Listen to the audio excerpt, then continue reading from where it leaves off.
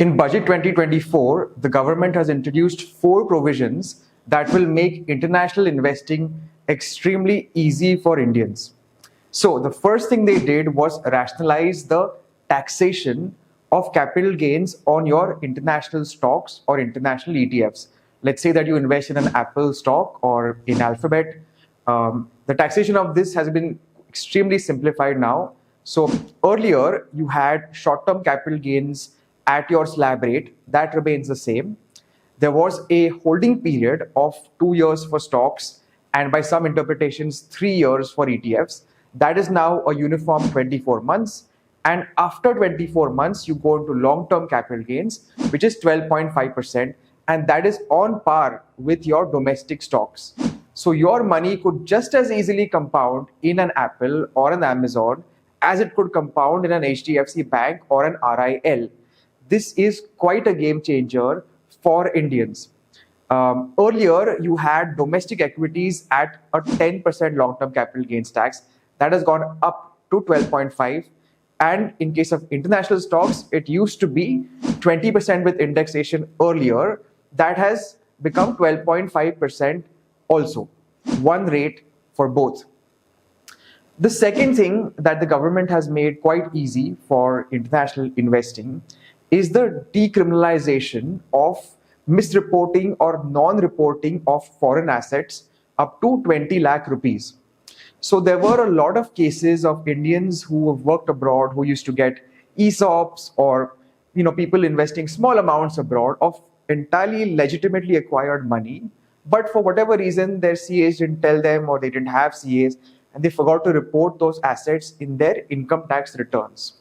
That earlier attracted the penalties under the Terrifying Black Money Act. And this is a hanging sword that the government has now taken away for people who have small amounts invested abroad up to 20 lakhs.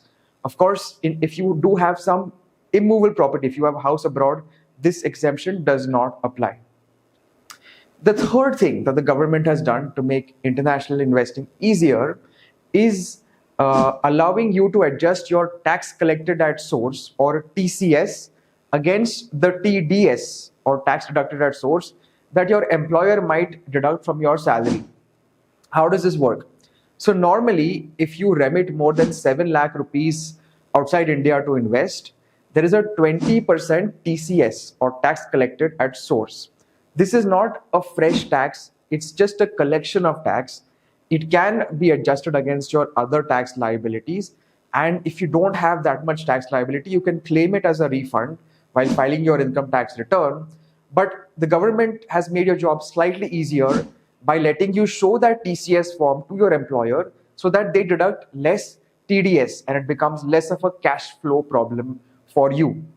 And the same thing applies if that TCS has been collected for investments through your kids' names, even if it's a minor account, but you've remitted the money, you've paid the TCS, you can still adjust it, provided that your kid's income is clubbed with yours. The final thing, and probably the most impressive thing that has happened in the past couple of weeks, has been the RBI allowing Indians, resident Indians, to open dollar accounts in GIFT City, or in fact, any other foreign currency account in GIFT City for any purpose allowed under LRS.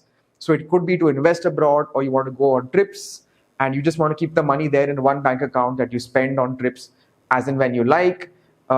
It could be that you want to send gifts to your relatives living abroad, or you want to provide for their maintenance, or it could be education fees. For all of these purposes, now you can open an account in US dollars or euros or any other foreign currency in GIFT City. And GIFT City near Gandhinagar is geographically in India, although it's considered to be a separate jurisdiction. So think of it a bit like India's Singapore or India's Hong Kong. But it is still governed by the laws of India, and it is administered by a special authority called the IFSCA. The banks there will be the same banks that you know well and trust in India. So this is a revolution waiting to happen. Alongside, the government has also allowed retail funds and ETFs to be launched in GIFT City. This is primarily for NRIs, but again, this will further make international investing easier for Indians across the world. So do keep track of this space. It's quite exciting.